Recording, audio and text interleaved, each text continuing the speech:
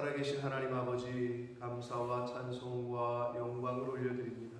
오늘 하루도 새날을 저희들에게 허락하시고 또 생명을 연장시켜 주시고 저희들의 발걸음을 하나님의 은혜의 보좌 앞으로 아버지 집으로 옮겨주시니 인도해 주시니 아버지 감사합니다. 아멘. 저희가 이 자리에 있는 것이 하나님의 은혜인 줄 믿습니다. 아멘. 아버지, 이 시간 하나님의 은혜로 저희들이 하나님의 이 은혜의 보좌 앞에 나왔사오니 하나님 말씀하여 주시고 주여. 이 시간 말씀을 들을 때에 마음을 열고 영의 귀를 열어 오늘 주시는 말씀으로 오늘 새로운 한 날을 살아갈 때 부족함이 없도록 성령 하나님께서 함께해 주옵소서. 아멘. 이 시간 말씀을 전하고 들을 때에 진리의 성령께서 온전히 주장하여 주옵소서. 아멘. 예수 그리스도 이름으로 축복하며 기도 올리옵나이다. 아멘. 아멘.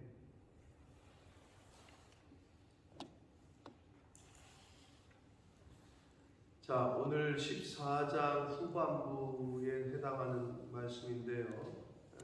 유다의 왕 아마시아가 죽고, 아마시아는 유다의 9번째 왕이었습니다. 자, 그리고 유다의 10번째 왕, 여러분 그 표를 보시면서 하시는 게 좋습니다. 뭐 다 외울 수가 없기 때문에. 그리고 아시아라, 아마시아의 아들 아시아냐, 우시아라고도 합니다. 그 나병에 제사장 대신 자기가 직접 분양하려고 했다가 나병에 걸린, 그래도 조금 역대 왕들 중에 그래도 우리가 알고 있는 사람 중에 하나일 텐데 그 10대 왕 아시아랴까지의 언급이 되어 있고 다시 북이스라엘로 넘어와서 그 13대 왕인 여로보암, 정확히는 여로보암 2세에 대한 이야기.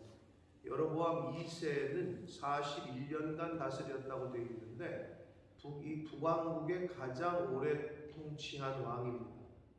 그리고 북왕국에서 가장 전성기를 이룩했던 왕이에요. 예후의 왕조의 세 번째고, 그리고 이 여로보암 2세의 아들이 스가랴예요.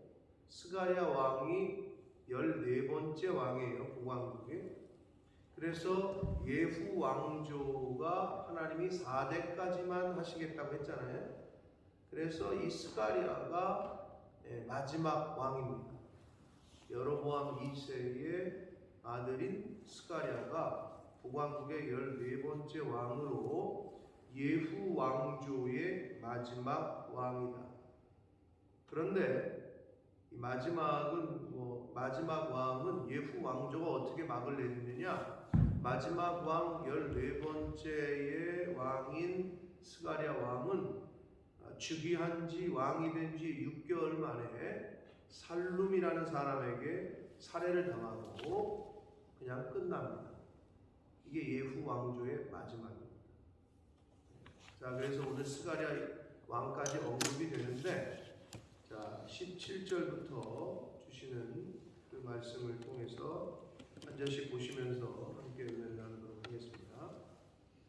17절입니다. 이스라엘의 왕 여호아스의 아들 요아스가 죽은 후에도 유다의 왕 요아스의 아들 아마시아가 15년간을 생존했다.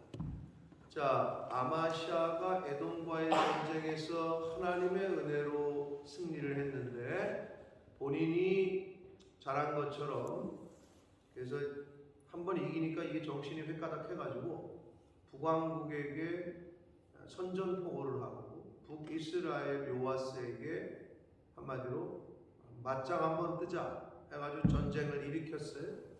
그런데 북왕국 요아스는 너 교만하지 말고 집에나 잘 있어라. 왜 함께 죽으려고 하느냐? 그렇게 권면 아닌 권면을 했거늘 그럼에도 불구하고 전쟁을 했다가 대패를 하고 자신과 함께 많은 백성들이 포로로 끌려가고 예루살렘 성전과 왕궁에 있는 모든 보물은 다 빼앗겨 이런 결과를 맺었어요. 그래서 포로로 끌려갔어요. 그러는 와중에 자기를 포로로 끌고 요아스 왕이 죽어요. 그리고 여로보암 2세, 요아스의 아들인 여로보암 2세가 즉위를 해. 자, 그러면 여기서 이제 뒤에 나오지만 아마샤의 뒤를 이은 사람이 누구라고요? 아샤랴, 우시아라고도 하는 이 아샤랴가 나이가 16세 때에 21절에 보면 온 백성이 아샤라를 그의 아버지 아마샤를 대신하여 왕으로 삼았다 이랬잖아요. 그런데 여기는 정확히 지금 저와 여러분이 이거를 다른 연도를 찾아서 공부하지 않으면 나타나진 않지만 백성이 아샤라를 그의 아버지 아마샤를 대신하여 왕으로 삼았다. 이게 힌트인데 평소에 역대기에 그 왕이 등극하는 표현을 어떻게 했냐면 그의 아들 예를 들어서 아시아라가 왕이 되었다 이렇게 되어 있는데 여기서는 그의 아버지 아마샤를 대신하여 왕으로 삼았다 이렇게 되어 있잖아요. 이게 뭔 얘기냐면 잘 생각해 보면 이해가 돼요. 아시아라 남유다의 왕이 포로로 끌려갔잖아요. 아마샤가 포로로 끌려갔잖아요. 그럼 남유다의 왕이 있어요, 없어요? 없었죠? 포로로 끌려갔는데 뭐 편지를 붙여줘? 니네 왕 자리 있다 이렇게? 아니지, 죽었는지 살았는지도 모르고 그렇겠죠, 상식적으로. 그러면 남유다 입장에서는 어떻게 해요? 왕이 없잖아. 그래서 백성이 16세였던 그의 아들을 왕으로 세운 거예요. 그랬는데 웬걸 죽은 줄 알았던 아마샤가 돌아왔네. 그래서 연도를 정확히 구분하면 겹쳐요. 이 아들 왕이 된 거와 그 아마샤가 죽은 연도가 더 후야. 그 말은 공동으로 통치를 해요. 공동으로. 그랬는데 아마샤 왕이 살해당하는 이야기가 먼저 나왔기 때문에 여러분이 헷갈릴까봐 내가 다시 설명을 하는 거라고. 즉 아마샤가 살해를 당하고 그의 아들 우시아가 왕이 된 게 아니고 포로로 끌려갔을 때 죽었는지 살았는지도 모르고, 그러니까 21절이 온 유다의 온 백성이 아샤랴를 그의 아버지 아마샤를 대신하여 왕으로 삼았다. 언제? 나이 16세에. 자, 이해되셨죠? 무슨 말인지? 네. 안 되셨다면 안 되셨다고 이해되셨어요? 안 되셨어요? 됐습니다. 되셨죠? 네. 자, 포로로 끌려갔어. 왕이 없어. 아들을 왕으로 세웠어. 근데 웬걸 다시 돌아왔네? 그러던 차에 부왕과 자기네가 세운 왕이 있잖아요. 아들 왕. 근데 뭐 약간 그렇겠지. 그런데 성경의 표현은 15년간을 더 통치했다라고 표현 안 하고 그냥 생존만 했다라고 얘기를 했다고 제가 어제 다시 말씀드렸어요. 그 표현은 뭐냐?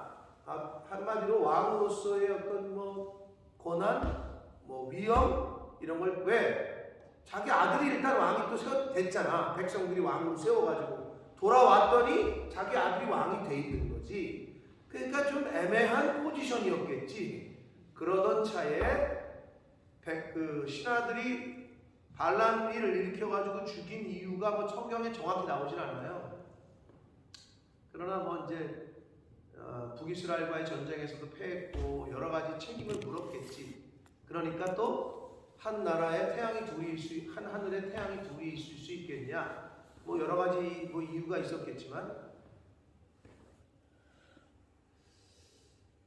물론 비사겠지만 뭐 정확히 나와 있지는 않지만 혹시 아버지가 아들을 죽이라고 하진 않았겠지요. 그래도 남유다의 저기에서. 근데 아무튼 이 신하들이 예루살렘에서 무리가 그를 반역한 고로 그가 라기스로 도망했다. 라기스는 당시에 가장 안전한 요새예요. 그러니까 이 아버지 부왕이 반역이 일어나니까 도망쳤는데 가장 안전하다고 하는 요새로. 그런데 웬걸 그 사람들이 보낸 이제 살인하려고 이제 보낸 그 암살자들이 거기까지 쫓아와서 거기서 죽여요. 이 아마샤를. 그리고 나서 이제 시체는 그래도 다윗 성에 가지고 와서 장사를 시킵니다.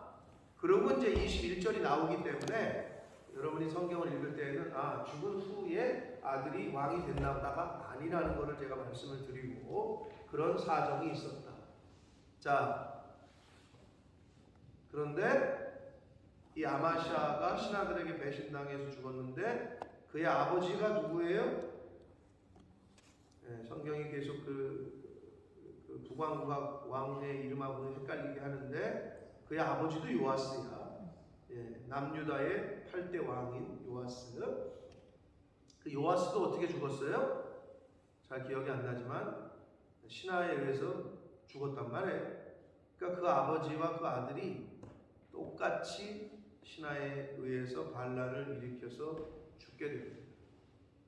자, 그러나 우리 여러분들도 느끼셨겠지만 북왕국도 반란을 일으켜서 죽고 남유다도 반란을 일으켜서 죽었으나 북왕국, 북이스라엘은 신하가 반란을 일으켜서 자기가 왕이 됐지만 남유다는 계속해서 다윗의 자손들로 왕을 세워요. 하나님의 은혜이고 역사죠. 하나님은 그렇게 말씀하셨기 때문에. 그러니까 반란을 일으켜서 왕을 죽였는데 자기가 왕이 안 되고 그 아들을 세운다든지 이렇게 하는 거죠. 이게 좀 달라. 북이스라엘 왕조와 남유다 왕조의 차이점입니다. 근데 아무튼 아마샤와 요아스 이 부자 관계는 동일하게 신하들에 의해서 죽임을 당합니다. 뭐 이유야 당연히 하나님을 떠나고 우상을 숭배하고 잘못된 길을 갔기 때문에 그랬죠. 자, 그래서 아샤랴를 아버지 아마샤를 대신하여 왕으로 삼은 때가 그의 나이 16세 때의 왕으로 세웠습니다. 그래서 아마샤가 그의 조상들과 함께 잔 후에 아샤랴가 엘랏을 건축하여 유다에 복귀시켰다. 근데 아샤랴에 대한 이야기가 별로 나오질 않는데 결국은 그만큼 평가할 게 별로 없다는 걸 뜻하고 이 엘랏을 건축하여 유다에 복귀시켰다고 한 게 이제 유일하게 어떻게 보면 나오는데 이 엘랏은 교통의 요지요, 무역의 중심지였어요. 애굽과 베니게를 연결하는 그 이집트와 그 베니게를 연결하는 그 무역 통상로인 항구 도시였어요. 그래서 이곳을 이 아샤랴가 건축해서 유다에 복귀시켰다. 그러니까 다윗 왕 때 여기를 아람으로부터 뺏었었는데 다시 뺏겼다가 이 아샤랴가 요거를 뺏어가지고 다시 그냥 유다에 복귀시킨 요 정도로만 언급을 하고 넘어가고 있어요. 이 아샤랴. 자, 그리고 23절에 이제 부터는 다시 이스라엘 북왕조 이야기로 넘어갑니다. 자, 23절 봅니다. 유다의 왕 요아스의 아들 아마샤 제15년에 이스라엘의 왕 요아스의 아들 여로보암이, 정확히는 여로보암 2세가 사마리아에서 왕이 되어 41년간 다스렸다. 북왕조 중에 가장 오랫동안 통치한 왕입니다. 여로보암 2세는. 그리고 북왕국 역사상 가장 북이스라엘 왕국의 전성기를 이끈 왕인데, 이제 오늘 성경의 평가는 어떻게 되느냐? 여호와 보시기에 악을 행하여 이스라엘에게 범죄하게 한 느밧의 아들 여로보암의 모든 죄에서 떠나지 아니했다. 이 역시도 동일하게 여로보암의 길을 따르는 그런 왕이었어요.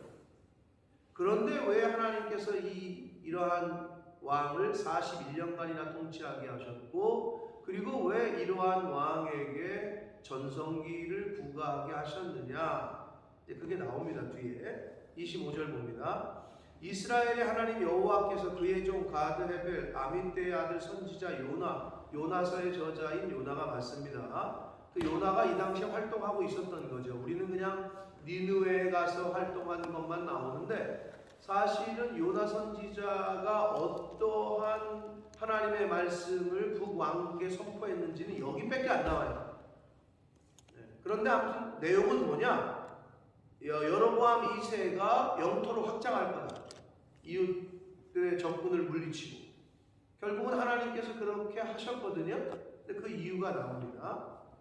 아미떼의 아들 선지자 요나를 통하여 하신 말씀과 같이 여로보암 2세가 이스라엘 영토를 회복하되 하맛 어귀에서부터 아라바 바다까지 했다. 그러니까 영토가 이제 확장을 한 거예요. 다윗 때의 영토까지 다시 회복을 한 겁니다. 그런데 그게 여로보암 2세가 잘나서가 아니라 성경은 뭐라고 얘기하느냐? 26절. 이는 여호와께서 이스라엘의 고난이 심하여 매인자도 없고 노인자도 없고 이스라엘을 도울 자도 없음을 보셨다.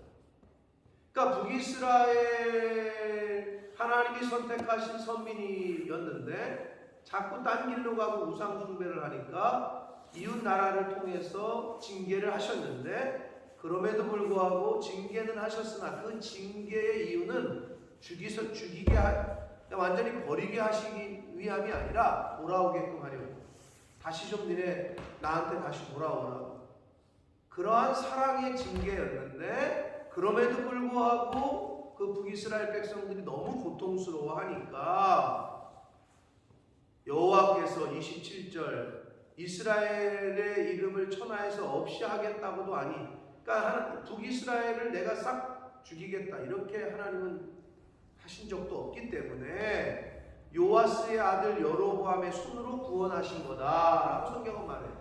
그러니까 여로보암 2세가 그렇게 영토를 확장하고 북왕국 역사상 가장 전성기를 구가하게 된 것도 하나님이 그를 통해서 그러한 시간을 주셨다는 거죠. 네. 그걸 얘기하고 있는 거예요, 성경은. 그러니까 구원하심의 이유는 하나님의 언약 그리고 하나님의 신실하심에 있다라는 거고, 구원의 주체는 하나님이시라는 것을 다시 한번 이야기하고 있는 겁니다. 그러니까 북왕국의 가장 전성기를 구가했던 여로보암 2세에 대한 평가를 성경은 그렇게 얘기하고 있는 거예요. 그 여로보암 2세가 뭐 능력이 있거나 아니면은 하나님 앞에 신실해서가 아니라 그가 여로보암의 길로 행하는 악한 길에 있었으나 그럼에도 불구하고 하나님의 긍휼과 하나님의 신실하심 때문에 기회를 주시는 거죠. 계속. 그러니까 충분히 북이스라엘에게도 그렇고 남유다에게도 그렇고 하나님은 굉장히 많은 기회를 주셨어요. 돌아올 수 있는, 회개할 수 있는. 그런데 그렇게 끝까지 인내하시다가 이제는 마지막에는 북이스라엘은 아수르에게, 남유다는 바벨론에게 완전히 짓밟히게 하나님이 허락하십니다. 그럼에도 불구하고 또 하나님은 남유다 다윗 왕과의 언약이 있기 때문에 이제 바벨론 포로가 끝나고 또 돌아오게 하시죠. 그런 스토리인데, 그러나 충분히 회개할 시간은 주셨다 하나님.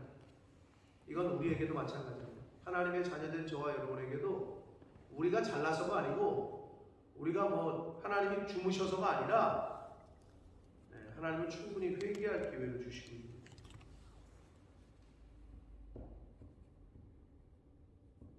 28절 봅니다. 여로보암의 남은 사적과 모든 행한 일과 쌓은 업적과 다메섹을 회복한 일과 이전에 유다에 속하였던 하맛을 이스라엘에 돌린 일은 이스라엘 왕 역대 지략에 기록되지 아니했냐. 이 말은 북이스라엘의 가장 전성기를 구가했던 왕의 업적을 그냥 이 한 줄로 이스라엘의 왕 역대 지략을 보면 된다.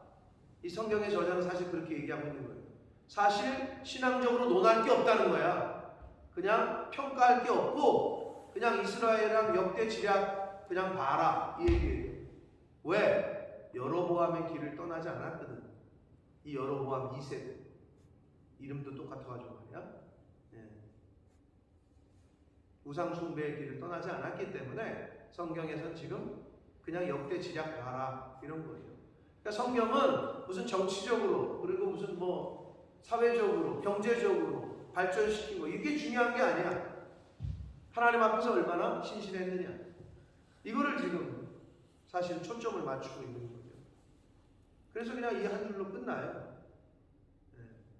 그리고 여로보암이 그의 조상 이제 왕이 죽고 그의 아들 스가랴가 대신하여 왕이 됐다.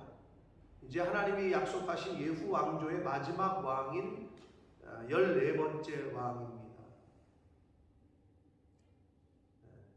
자, 여기까지가 오늘 14장의 말씀이었습니다.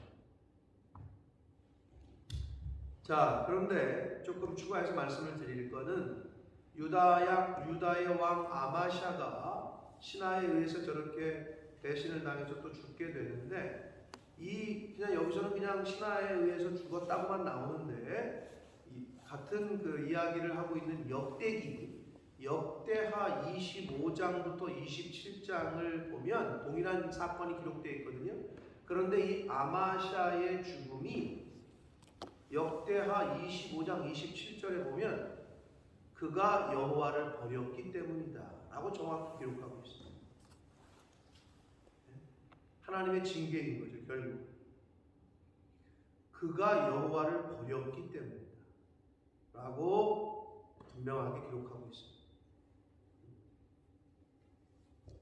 사랑하는 성도 여러분,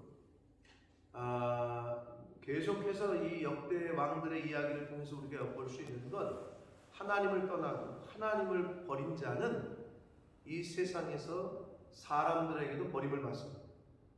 심지어는 자기 자식에게 또는 부모에게도 버림받을 수 있습니다. 하나님을 떠나고 하나님을 버린 자는 사람들에게도 버림을 받습니다. 그거를 계속해서 교훈해 주시고 있습니다. 자기 가장 측근에게 배신을 당한다.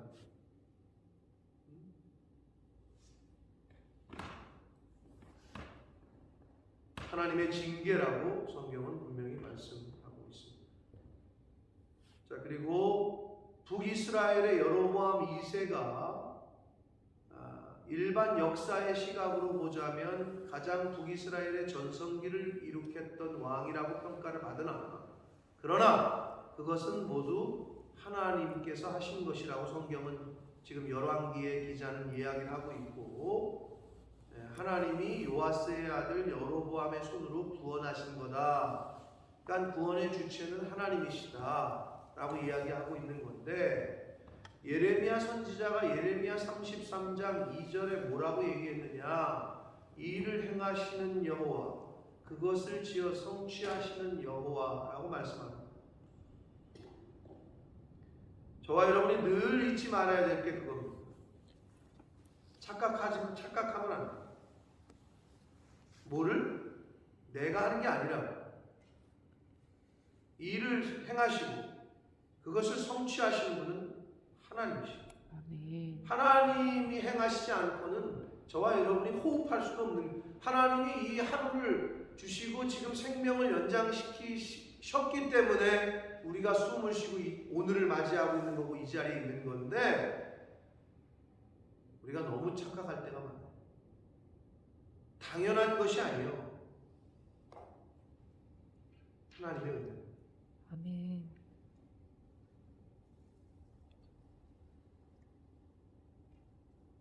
마음과 생각을 지키신다는 표현을 제가 늘 여러분에게 강조하는데, 빌립보 4장에 있는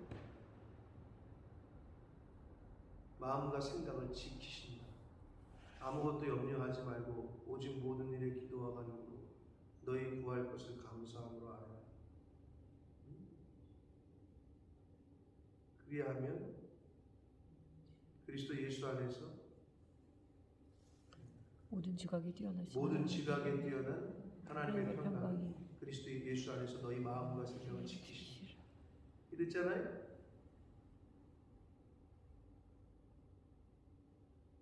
마음과 생각을 지키는 게 여러분 알잖아요. 자기 자신을 봐도 알잖아. 내가 이런 생각을 왜 하지? 내가 이런 마음을 왜 품지? 그게 내가 품고 싶다고 품어지는 게 아니라 자기도 모르게 들어오잖아. 자기도 모르게. 그러니까 이걸 하나님이 지키셔주지 않으면 지킬 수가 없는 거예요.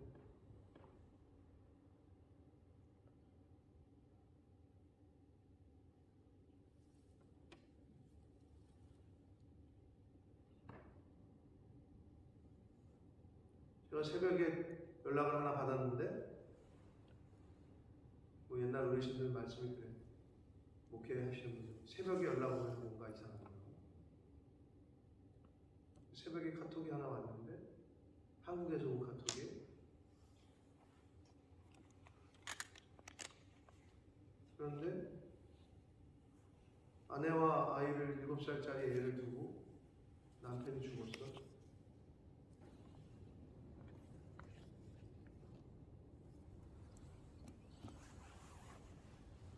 처음에 심장마비라고 그러더니 느낌이 이상해서 다시 연락을 취했더니 자기 스스로 선택을 한 거네. 그리고 지금 입관 예배를 드리고 있대요. 곧 입관 예배를 드리는데 지금 끝났겠네. 내일이 반이네. 근데 왜 그 선택을 했을까?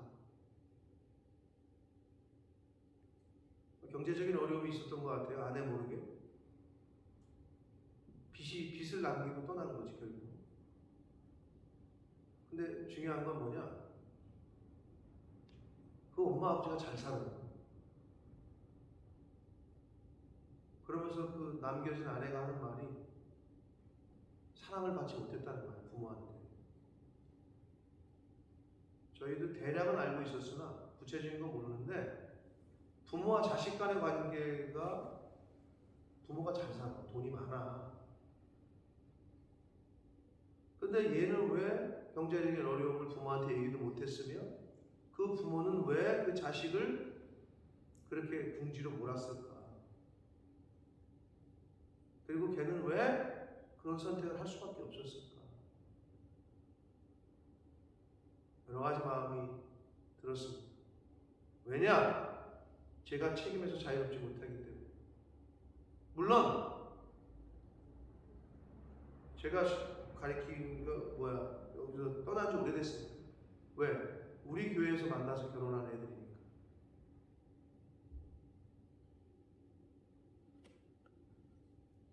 15년 전에 아이들이기 때문에 뭐 박권사님만 아시려나 아니면 김 집사님도 아시려나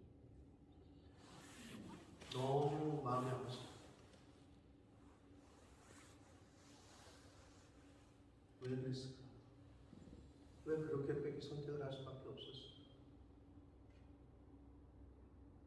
아들과 7살짜리 아들과 아내를 두고 그렇게 뺏기 선택을 할 수밖에 없었을까?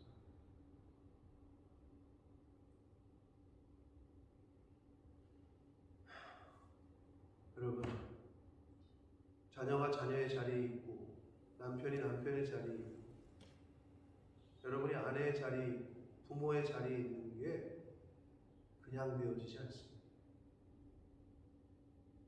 여러분, 사람이 죽는 게 쉽지 않습니다. 근데 그러한 선택을 하기까지는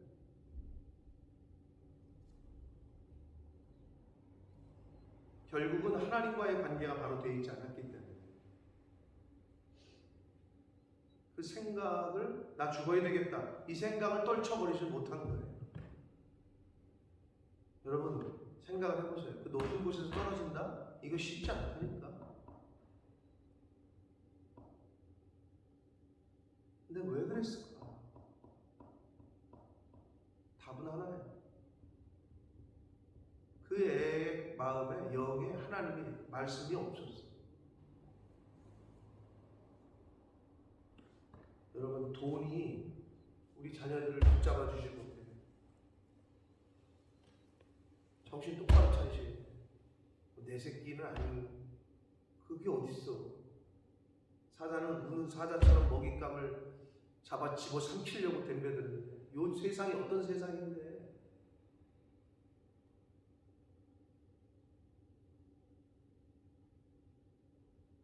4살짜리 딸을 갖다가 친엄마가 길거리에 영화에 갖다 내버리진 않나. 인터넷 채팅에서 만난 생전 처음 만난 남자의 도움을 받아가지고 지 딸을 갖다 버리고 그 둘은 모텔을 갔대잖아. 지 딸 버리고 그날 처음 만난 남자는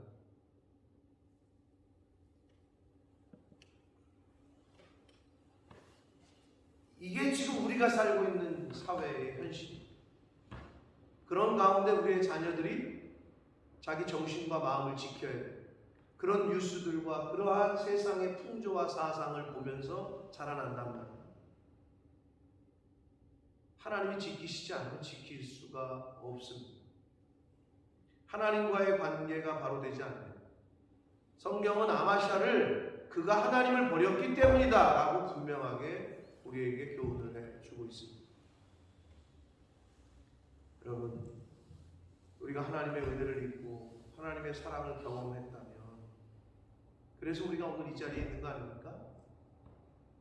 하나님을 가장 최우선으로 섬기시고 하나님의 말씀을 가장 중요하게 여기고 그 하나님의 말씀과 사랑을 실제적으로 자녀들에게 또 주변 이웃들에게 흘러가게 해주셔야 아직 모르고 있는 그 자녀들, 아직 잘 경험하지 못한 그 영혼들이 여러분을 통해서 죽어야겠다라고 마음 먹고 있다가도 그래, 다시 한번 해보자. 그래, 힘을 내보자. 이러한 격려와 위로를 받게 될 줄 믿습니다. 저와 여러분이 그러한 통로의 역할을 하셔야 돼요. 아멘. 그러면서 그 아버지 엄마가 그랬대요. 며느리한테 그렇게 힘들면 얘기하지. 죽은 다음에 얘기하면 뭐할 거야? 얘기도 했대.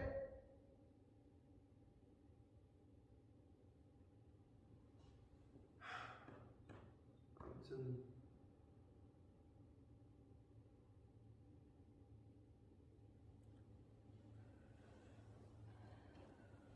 하나님을 떠나면 영이 죽습니다.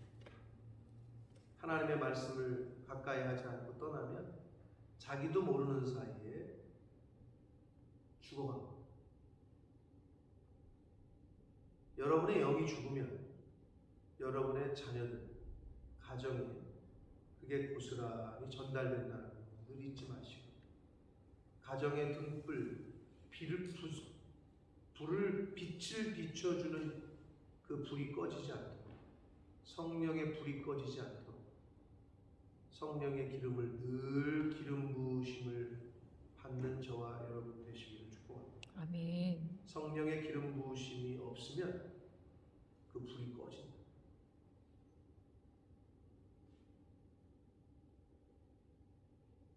이 옛날 북왕국, 남유다의 왕국에 우리가 무슨 역사 공부하는 게 아니잖아요, 그죠?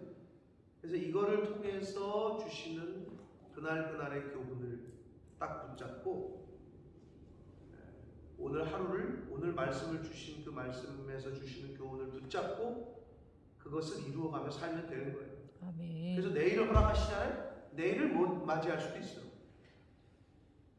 그럼 내일을 허락하시면 그날 또 나에게 주시는 일용할 양식을 붙잡고 살아갑니다.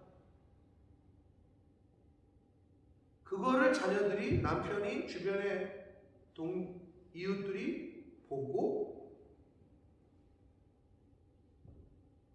하나님을 만나고 하나님의 사랑을 경험하고 하게 됩니다.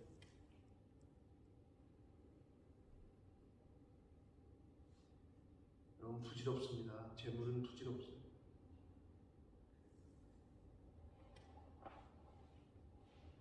마지막 하나님 앞에 서는 순간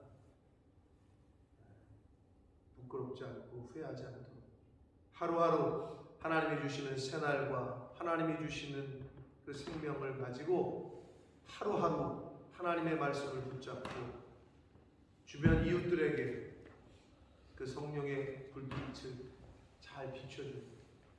오늘날 또 그런 마음을 그냥 죽어야 되겠다, 그냥 끝내야 되겠다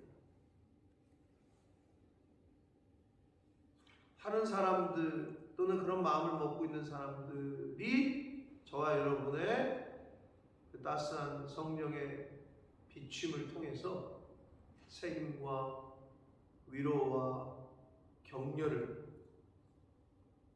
그래서 다시 해보자 라는 마음을 품을 수 있는 그러한 전달자, 그러한 매개체, 그러한 통로가 되시는 삶을 사는 저와 여러분이 되시기를 예수 그리스도 이름으로 축복합니다. 아멘. 살아계신 하나님 아버지, 감사와 찬송과 영광을 올려드립니다. 오늘 저희들의 생명을 또 연장시켜 주시고 새로운 한 날을 맞이하게 해주셨고, 오늘 저희들의 발걸음을 하나님의 은혜의 보좌 앞으로 옮겨주셔서 하나님의 말씀을 전하고 듣게 하시니 하나님 감사합니다. 아멘. 아버지 하나님, 하나님을 떠났던 아마시아가 징계를 받아 결국은 신하들에게 죽임을 당합니다. 그 이유를 성경은 그가 하나님을 버렸기 때문이다 라고 말씀합니다.